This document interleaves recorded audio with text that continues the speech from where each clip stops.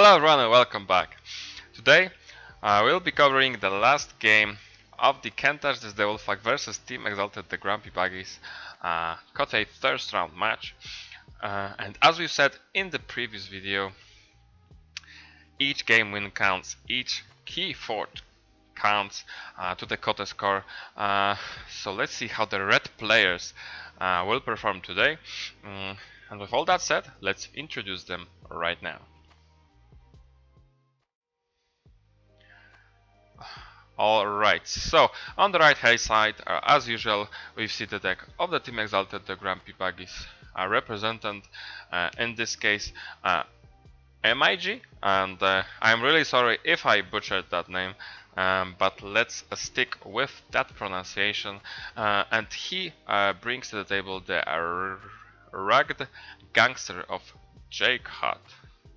And on the left hand side we've seen the red player from Kentash, the Wolfpack deck, Naysayer Baku, and the Blessed Crusader is the name of the player. Is actually proud of this choice because it's, as I've talked to him lately, he actually really enjoys playing this deck. It's one of the favorite decks he has. But we will cover this deck in a moment. Let's focus on the gangster at first, and we see the library access package in the logos with the reverse time. So of course we are past the library access errata, so there's no way of redrawing library access, but the double twin bolt mission and the double effervescent principle can be redrawn, and also all the logos creatures that have been destroyed before playing library access reverse time can be also redrawn, which is really great. And as we've said, the double effervescent principle also indicates great amber control or straight away. Looking on shadows, we see Bait and Switch, Nerve Blast, Relentless Whispers, as well as several creatures and the one last job, so the stealing potential is really good to pair with the Miasma to get yourself another Ember control card. And what is really interesting about the Shadows House is the Evasion Sigil, the artifact that basically maybe not stops but interrupts the fighting, which in this case is probably a synergy because of such a card like the Hunting Witch, like Inca the Spider, Dew Fairy in the Untamed, like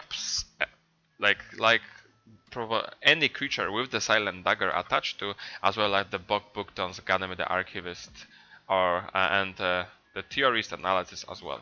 But he also has the Bat Drone and the Dodger that would love to fight.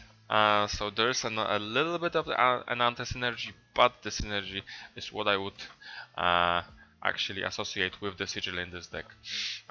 Moving on to the Untamed, we've mentioned the creatures, and there's, besides the creatures, there's a great amount of board control, but it's not the wipe type of board control. So we have the double Nocturnal Maneuvers, there's the Lost in the Woods, we have the Cooperative Hunting and the Save the Pack, and also to pair with Save the Pack we have the double Twin Bolt mission.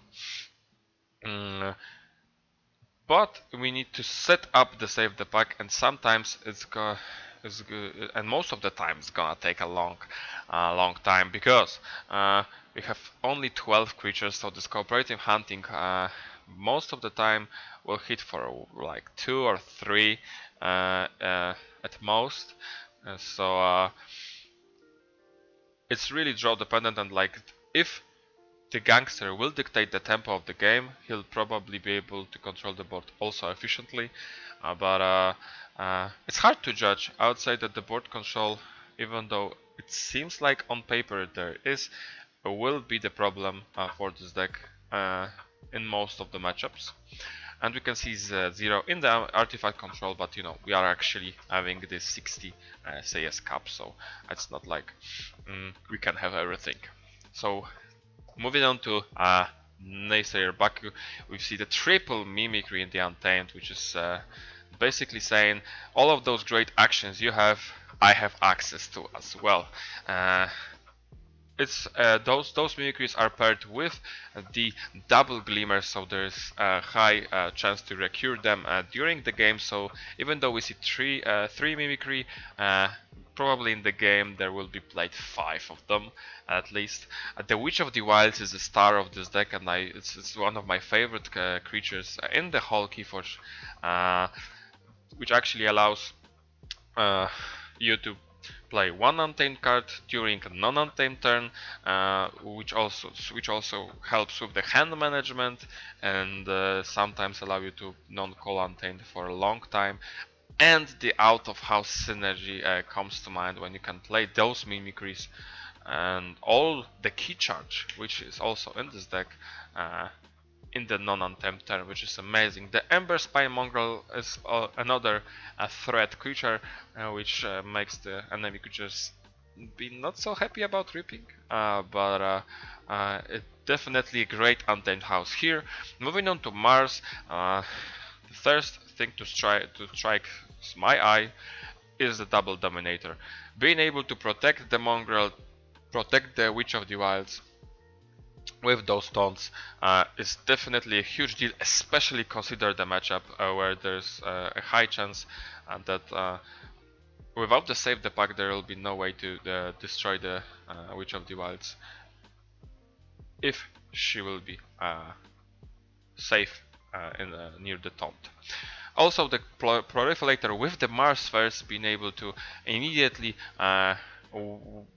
use the value of the Proliferator to archive some of those powerful actions like Mars Needs Ember, Exterminate, which pairs really well with double Dominator, or Destroy them all if there will be any problematic artifact or upgrade or creature. So moving on to this, we can see the double Old Yeerk, and I'm really a fan of the Yeerk mechanic, being able to discard cards from not called house is definitely a great mechanic. The hand management that comes with the Yeerk, and of course like all 3 Yeerks basically, is great, and that was something that I really liked about AOA this house. Also, we've seen many great creatures like the Tentacles, the Streak, the Shuller, the Dust Imp, and the Unlock Gateway to destroy the board if it spikes out of control. The also really fun interaction here is the Color of Subordination, that you can just take away the enemy, the most dangerous creature, and if it's not of your houses, you can just basically, or it has like a little to none value for you. You can basically Scullion it down, making the Scullion house having no drawback. Yeah, so that's the decks. I'm really excited to see it being played out. And with all that said, without further ado, let's just jump straight into the game.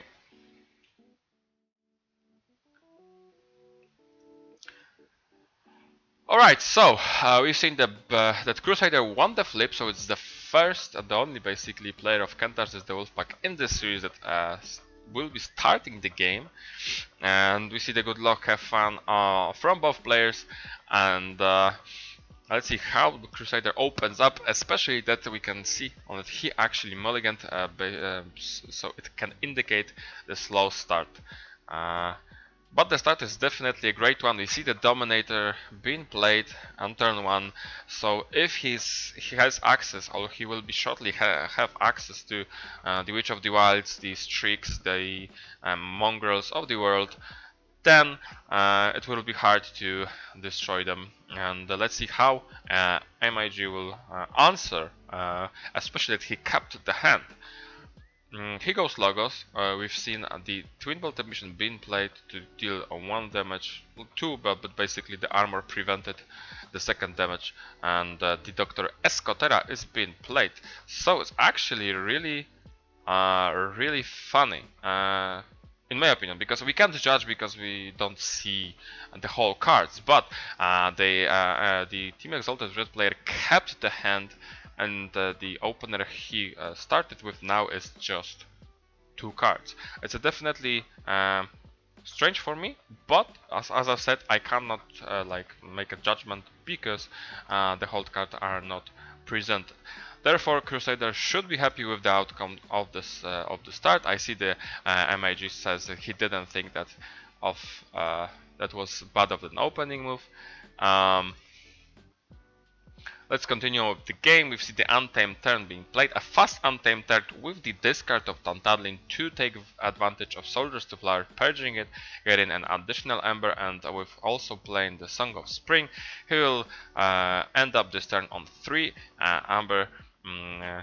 Fast turn, generating a bunch, and now we see the Untamed turn of Image's own with the Hunting Witch, Inca the Spider stunning already stunned Dominator, and Save the Pack being played so early when we see only the Dominator being destroyed. It's really good sign for Crusader, because the Save the Pack is one of those ways to deal with the most problematic creatures like Witch of the Wilds and stuff. So now the board can be exploding the Crusaders on the Crusader side. The only thing that stresses me is the Hunting Witch and the empty board of the Crusader. So let's see if he's able to destroy the Hunting Witch before it gets too much value. There's this house, and we see that he plays the Tentacles, the Soulkeeper, and the Gap. So that this turn now could have been absurd. There was a possibility of the Collar of Subordination taking care of the Hunting Witch and being able to first of all get value from an opponent Hunting Witch with the 2 Amber on, and protect it with the Gub, and maybe placing even a Soulkeeper on it, and this would have been disastrous for MIG because of the lack of the creature control, especially when the Save the Pack is gone. But the Crusader's turn curse we ended, and the occurs the MIG's turn. We've seen the immediate value from the Hunting Witch because it sticks. So we've seen 2 creatures being played, the Therapist and the Archivist, so 2 Amber to the side of the MIG. And now it's the most troublesome play of the game, I would say, because MIG decided to play the Twin Bolt first and then Reap with the Escotera, as we can see right now, which puts him on 6, and it's perfectly fine. But first of all, so he decided that he would rather have the Escotera with 2 Amber with 2 damage on, and leave the Gub on the board instead of ripping first and then destroy the Gub and place 2 damage on the Tentacles, and then the Soulkeeper would have destroyed the Escotera. And I feel like it's a little bit of a mistake, because first of all, leaving the Gap on the board is not the greatest thing, because it can actually grow and become a 6-power taunt, and then it's gonna be harder to destroy the potential threat near the Gap, like Witch of the Wild, Strike Streak, and so on. And also, putting 2 damage on the Escotera is not the greatest idea. We've seen that the Crusader deck has the biggest problem of the Crusader deck was the Ember control, because there was 1.8 Ember control, and namely there was a 1 Schuler and 1 Mars needs Ember, and I feel like this 2 damage can be crucial. As we can see, there is a Mars needs Ember from the Crusader right away, so the questionable play was punished just immediately. And as we can see right now on the screen, the Mars turn was also obnoxious. There's a Proliferator being played near the Gap, so now it's actually defended by the Taunt. There's the Bezimath Thingron and the Containment Field on towards the Archivist. We've seen the Exterminate having value without the dominators on the board, destroying both Hunting Witch and the Theorist. And as we can see, the Mars First is also being played to Radiant Rip with the Proliferator immediate value.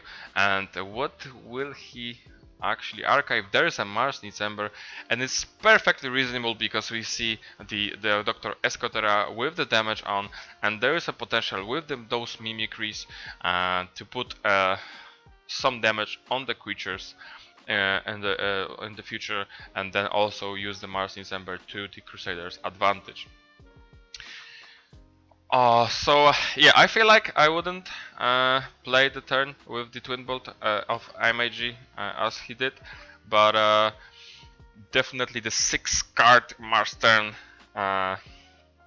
turn 4 of the Crusader was a thing, and the tempo, he will dictate the tempo right now. He starts to take lead in the board development, and let's see how MAG will answer, because Crusader goes on check on 7 and we see the shadows, so it should have indicated that he will be able to stop the key, stop the twist check. But as we've seen on the screen right now, there's a Seeker Needle and the Evasion Sigil being played. There's also a Dodger and a Nerve Blast, but it's a little bit, but it's just not enough. And it's not gonna lie, it's still a great turn. We've seen the 4 cards being played. There's an Dodger on the board, the bat with the Evasion Sigil, so the fighting is not as clear right now, but definitely from the situation we can see on the board there's a first key from the Crusader side. Let's see if he will be able to stop the key. As we can see, he goes this, therefore there's only Schuler in his deck that can be played, so the first key for the MIG is certain right now. But let's see what cards he will discard. There's an Ember Conduction and the Regrowth, as well as the Unlocked Gateway discard afterwards. So I feel like the Crusader actually spots that the board is going into his favor, and the value on the board will increase in the time, and he doesn't need to just destroy and like solve the MIG's problem by himself. We've seen that there's an Inca Spider, which is it's actually easy to deal with. There's the Dr. Escotera, which actually is more favorable for the Crusader on the board because of the fact that it's damaged. The Containment Field on towards the Ganymede Archivist means that if he will be used, it will be immediately destroyed, as well as the Dodger is some sort of disrupted by the Evasion Sigil itself. So there's no need to go for the Unlocked Gateway. And we see the Color of Subordination on towards the Dodger and immediate Scullion to destroy the Dodgers. So there's Scullion without any drawbacks and the 2 Reaps to follow.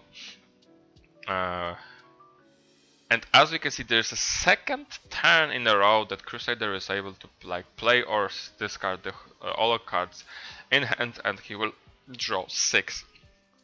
It's an amazing efficiency considering the 60 SAS cap. And as we've said, seen on the screen, the Crusader deck is 62, but like due to the tournament rules, the deck was registered with the 60 SAS, and then the SAS score actually was updated.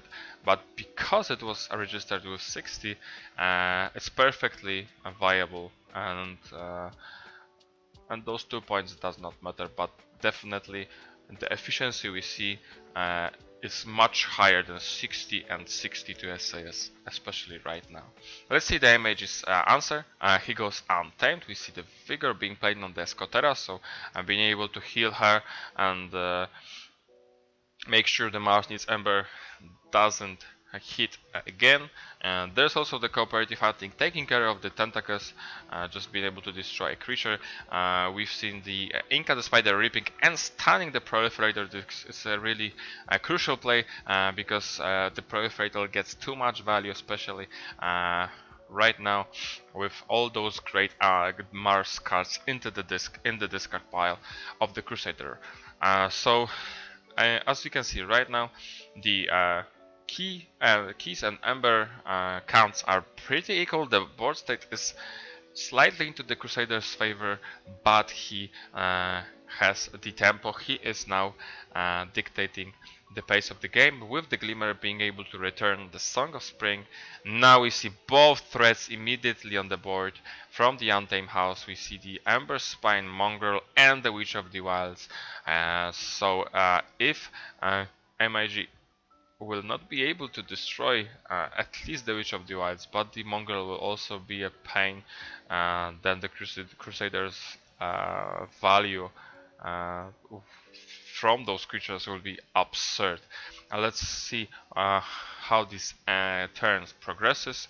The Song of Spring is being played, and another great little combo in this deck. So we have the double Glimmer, and the Song of Spring can basically shuffle those Glimmers from the play area into the deck. So we've counted that we are actually able to play 5 Mimicries, because we have 3 Mimicries and 2 Glimmers, but when we consider that we are able to shuffle those Glimmers back, we are potentially able to play even 7 Mimicries before reshuffling, which is an absurd amount. Yeah, but with that Song of Spring being played, there is a first Mimicry we see, which is going to be the Twin Bolt Emission, being able to destroy the Inca the Spider and put 2 damage on towards the Escotera, so she's again in the Mars Needs Ember range. But MIG has enough. He had enough. Now is the Library Access turn, and now he will start the draw chain. Let's see how far ahead can he go. He rips with the Archivist. So first of all, the Archivist will be destroyed. There is a 1 card into the MIG's archives, but also the Mongrel is on the board. And what was really crucial into this Twin Bolt play is that dealing 2 damage to the Escotera not only made her available for the Mars Needs Ember, as well as it made her disable, like not able to fight the Mongrel because of the Hazardous 3. So it definitely was a 5-head play from the Crusader, and it now will make the profit. He will now make the profit with those reaps from MIG side. There was the Effervescent Principle to draw a card, the second Effervescent Principle to draw a card, so we now see 2 chains on towards MIG side, and there's the Reverse Time combo. So all those actions like the Twin Bolts and the Effervescent Principles are now into the draw pile, and we see the third in this turn Effervescent Principle, and at the end the rip with the Escotera. So both players have 2 Ember and 1 keys, but the board from Crusader is absurd, and the value that he can take from that board is definitely something else. I feel like this Library Access turn was some sort of a last hope from MIG's side, because right now, even though the Ember and key count is equal, after this turn, it shouldn't be like that, and he will be in a huge trouble. We see the Mars being played, so the Archives is Crusader takes the Archive into his hand. We've seen the Proliferator being unstunned. There's the Carpet Flotsam just for the Ember Peep. There is a second time that the Mars Needs Ember takes value from the Dr. Escotera, and also there's the second Mimicry that is played from the Witch of the Wilds to copy the Relentless Whispers. So not only we see the Ember Peep from the Relentless Whispers, but the 2 damages being put on towards the Dr. Escotera, killing her, stealing 1 Ember, and getting those 2 from the Escotera. So now Crusader is on 8, and this is the drawback of Reverse Time. Basically, when you flip your deck and discard pile, you you made all those logos actions and creatures back into your deck, so you had more draw potential, but all those great actions you had in deck from other houses are now in the discard, like the probably bait and switch, like the Relentless Whispers. We've seen the Relentless Whispers being copied, so we are definitely sure that the Relentless Whispers is being is in the discard pile, as well as now having all those additional information for the Crusader, right? It's definitely an uphill battle for the MAG side. Let's see how the Crusader finished this turn, because he has the Vizima Fingron. We see the second Dominator being played right now, so the Witch of the Wilds is protected, and the Rip of the Vizima Fingron without any card being archived right now. The Shadows is the house for this turn for MAG side. We see the Silvertooth and the Dodger, and there's a bait and switch, so it's still, and the Seeker Needle will probably kill the Proliferator to get another one, and there's a one last job. So even though it's an uphill battle, even though the board state is definitely horrible for MAGs, but he's still able to stop the check for the second key from the Blessed Crusader side and go on the check on his own. But we need to consider a thing that with such an efficiency of Crusader's deck, he has only 5 cards into his in his draw pile. Therefore, the key charge is closer and closer, and probably in hand or near to be.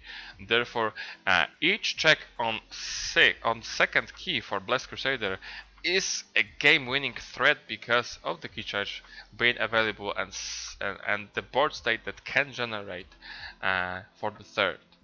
Let's see how the Crusader copes with this check, because he used 2 mimicries. He used the Martinis Ember, so there is only the Schuller and the third mimicry possible. We've seen that this house being played, so the Glimmer is the card of choice from the Witch of the Wilds. Therefore, there's no mimicry shenanigans in this turn, but the mimicry is being prepared for the next turn, because the Glimmer returns the mimicry to the Crusader's hand. We'll see the Schuller. There's a streak, so there's a third huge creature. There's the Schuller. So we had the Mongrel, the Witch of the Wilds, and the streak that actually restricts hand size of MAG to 5. So there are so many valuable creatures, and let's see how those creatures will be used. We've seen the Gab, the Oldyric, and also the Skullion Ripping, and there's a check on 9. And crucially, the second key was the check for the second key was also defended. Let's see if MAG is drawn the Effervescent Principle to cope with this huge check on 9 from Blessed Crusader. There's a Reap from Archivist. Crusader gets 1 from the Mongrel. There's a Theorist, excuse me, and the Principle, and there's now there's a good order lesson for the new players. As we can see, he reaps with the Archivist to get himself an Ember and archive the cards, but he gives also 1 Ember to the Crusader, and he's completely fine with it, because even if he haven't reaped, Crusader would have ended on 5 Ember due to the Principle. Therefore, it's a great lesson of the ordering. You are able to reap first to ensure, so you are reaping first to ensure that actually you get an additional resource, and the Crusader is still on the same count. But as we've seen, Principle is actually a symmetrical effect, so MAG also lost some of his Ember in the process.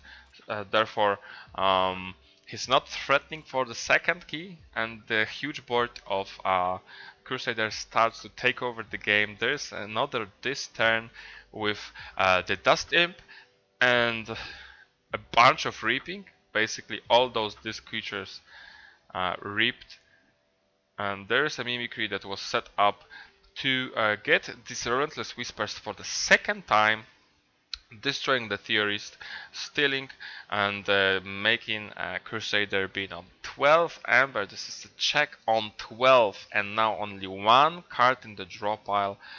So we all know what's gonna happen if MIG is not able to stop this key.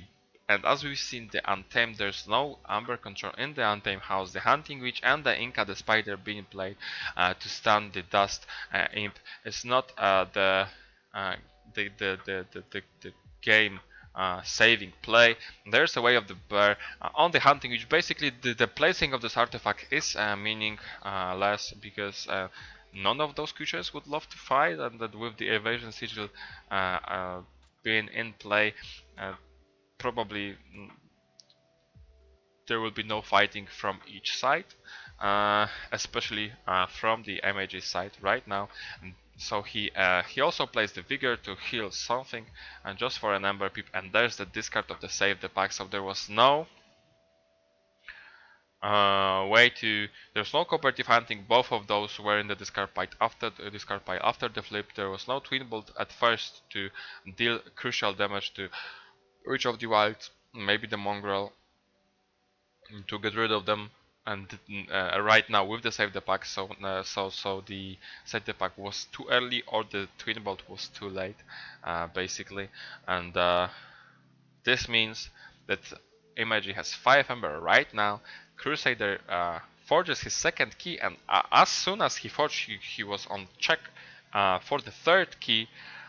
And let's see how he pilots this turn. He goes Untamed. There's a Glimmer being played as MIG says GG, anticipating the key charge. The Glimmer returns the Mimicry to hand to get a full value from those Mimicries. The second Glimmer reaps. Blessed Crusader confirms with the GG that he is going to end this game right now. The Witch of the Wild reaps, the Mongrel reaps. Let's see what the Mimicry will be used for, because he has at least one. There's a Mimicry for the third time on the Relentless Whispers, right now destroying his own Dust Imp to get additional to Amber and steal from the MIG side. As we can see on the screen right now, there's a second Mimicry for the fourth time on the Relentless Whispers to steal another one. And there's the key charge, and the Crusader wins the game.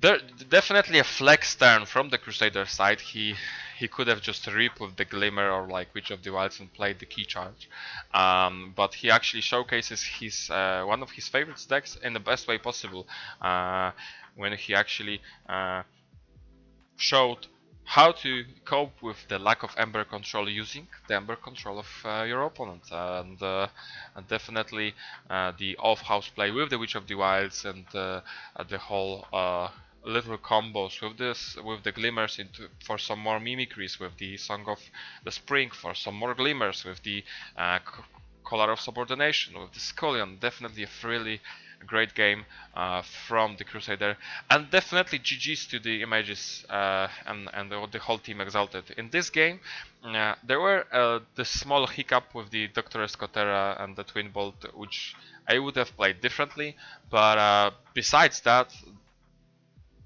the game was played without any mistake, and I feel like the matchup was just Crusader's favorite. And yeah, definitely a good game from both sides, and I'm really happy to be able to cover such a great matches. Alright guys, and that is it. The first match of the Can't Touch the Wolf, the first match of the Can't Touch the Wolf pack is in the books right now. Basically a flawless game from Crusader, and small hiccup and really hard matchup from the MIG side. Big congratulations to the Wolfpack for the 3-0 first round, maximum amount of game wins, maximum amount of key forged. Therefore, a great start, and hopefully they can keep it up and win the group. But it's many rounds to come, so let's not get ahead of ourselves. In the next videos, we'll try to cover the second team from the Code 8, and they can touch this, the Wolfpack. But also I have a small announcement. I'll be able to cover and commentate some of the KFPL, the Keyforge Premier League games of the Season 2, which is an amazing tournament, and this is a pleasure and an honor to be able to participate as a commentator there. So stay tuned for the next videos. Probably in the next video we will start the KFPL season, but in the meantime there will be also the another rounds of Kote with the another team. So with all that said, if you enjoyed that video or you learned something, leave a like, subscribe, and I will see you next time.